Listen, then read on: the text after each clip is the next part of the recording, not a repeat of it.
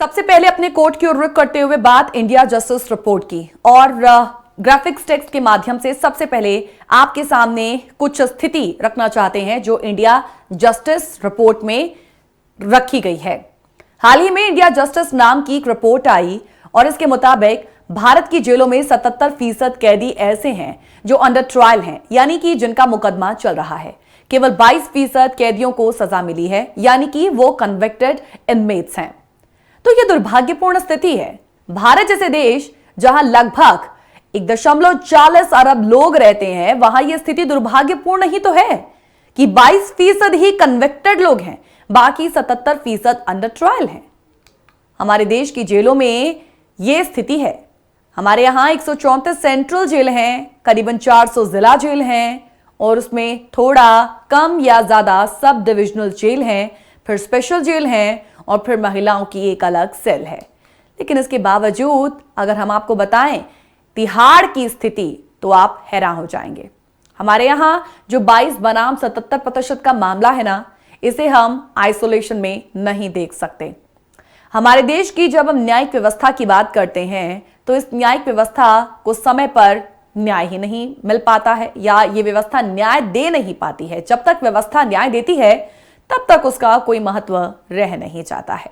तो इसके लिए न्यायपालिका भी कहीं ना कहीं दोषी है, लेजिस्लेचर भी और साथ ही साथ एग्जीक्यूटिव भी। जजों के अपॉइंटमेंट्स की फाइलें लटकी रहती हैं। जिस देश में जजों की नियुक्ति न्यूज का आइटम बन जाए, जहां पर रिकमेंडेशन पड़ा रहता है, फाइलें पड़ी रहती हैं, उस देश में जस्टिस कैसे मिलेगा?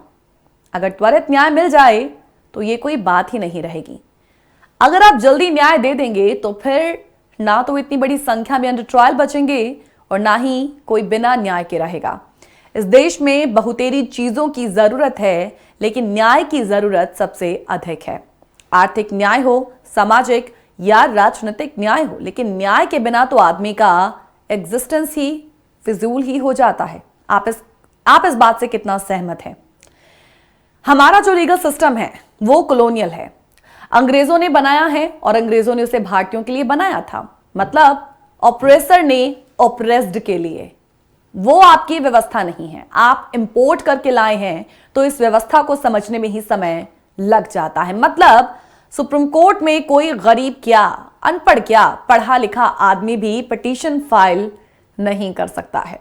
वहां इतनी अड़चने हैं। मतलब पहले पास दिखाओ, फिर वो टेक्निकल भाषा, तो आम आदमी आखिर इन सबको कैसे अंडरस्टैंड करेगा? कोर्ट में अंदर जाने के लिए आधार कार्ड और फिस्किंग काफी होनी चाहिए। अब जिस तरह से वहां पास वगैरह का झमेला है, जब न्याय व्यवस्था के प्रेमिसेस में कोई आम आदमी नहीं जा सकता तो न्याय की बात तो छोड़ ही देना बेहतर है। हमें यह कहने में कोई गुरेज नहीं कि हाई कोर्ट और सुप्रीम कोर्ट में तो सभी को प्रवेश मिलना चाहिए।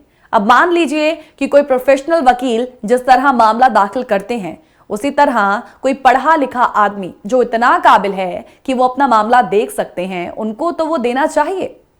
हालांकि तामझाम ही इतना है, A4 शीट में होना चाहिए, ये फॉन्ट होना चाहिए, तो कोई आम आदमी आखिर कैसे करेगा? मान लीजिए ट्रायल कोर्ट की बात करते हैं, पुलिस वाले ने गवाही दी और उसका ट्रांसफर हो गया, तो गवाही तो उसी को देनी पड़ेगी ना। तो दूसरे थाने में वो चला गया, कभी VIP सिक्योरिटी में, और डेट लग गई तो उसको ठीक करना पड़ेगा। तो सिस्टम की खामियों को तो दूर कीजिए। आप एक बात अगर आपसे भी पूछी जाए कि 5 साल में इलेक्शन कैसे हो जाते हैं, तो फिर सवाल यह भी बनता है कि न्याय मिलने की ये जो सुस्त चाल है, ये चाल इतनी सुस्त क्यों है? तो जब तक अकाउंटेबिलिटी नहीं है, यानी कि जवाबदेही नहीं है, हम जिम्मेदारी का निर्धारण नहीं कर पाएंगे। और अगर निर्धारित ही नहीं किया गया तो ये सब चलेगा कैसे? तब तक व्यवस्था सुधर ही नहीं सकती। व्यवस्था को कसना पड़ेगा।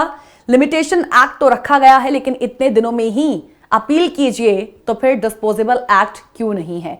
जज साहब क्यों नहीं दिखते हैं कि वो 2 साल में या इतने दिन में मामला खत्म कर दें? तो कुल मिलाकर कहीं ना कहीं कथनी और करनी का एक बहुत बड़ा फर्क है। हमने कुछ तो अमेरिका से ले लिया, कुछ ब्रिटेन से, कुछ फिनलैंड से और कुछ बड़े बड़े शब्द रख दिए। लेकिन जिस देश में इतनी समस्याएं भी हैं, जैसे भुखमरी, बेरोजगारी, युवा संतोष, वहां केवल खोखले शब्दों की चर्चा ये कितनी मायने रखती है? कुल मिलाकर हेल्थ तो प्राइवेटाइज हो गया, रेल भी प्राइवेटाइज हो गया, शिक्षा भी निजी हाथों में है, तो हमारे पास तो बस न्याय और पुलिस ही रह गया है। तो इस पर तो ध्यान देने की जरूरत है। कहने का अर्थ यह है कि जब तक सरकार की मानसिकता जन केंद्रित नहीं होगी, कुछ नहीं हो सकता।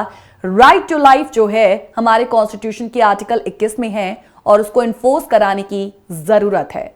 अगर हम उपाय करना चाहते हैं, तो स्थिति से निपटना चाहते हैं, तो कहीं ना कहीं हर पुलिस स्टेशन में एक जुडिशियल मजिस्ट्रेट को बिठाने की शुरुआत भी होनी चाहिए। जैसे ही पकड़ में आता है कोई भी अपराधी, तो वहीं ट्रायल हो, और अगर वो बेल पाने के लायक नहीं तो उसको जेल भेजने की भी जरूरत है। तो यहीं से शुरुआत हो सकती है और इसी प्रकार की स्थिति हायर कोर्ट के जजेस की भी है।